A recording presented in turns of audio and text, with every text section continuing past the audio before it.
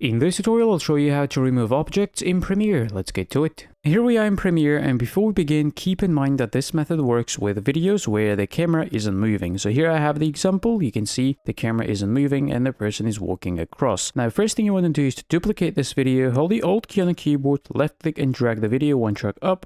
Then hide the visibility of the track number 1 for the time being. Then select the video that is on the track number 2. Head over to the Effect Controls panel, and under the opacity, click on the Create Ellipse Mask. That will automatically create the mask, but we want to move to the start of the video first.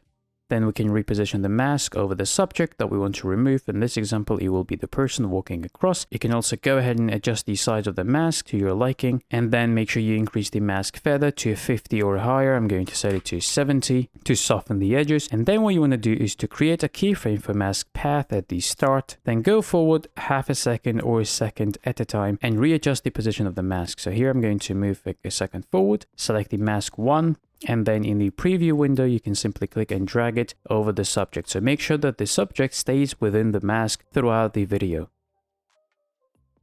And after you're done, make sure you check inverted option. So you're actually removing whatever's inside the mask. So here we have this black hole instead of a person. And then we can bring back the visibility of the track number 1. And then what you want to do is to move the time indicator to the start, then move 3 seconds forward. Then select the bottom video, select the eraser tool and make a cut at 3 seconds. Then switch back to the selection tool. Then grab this starting piece and move it to the end.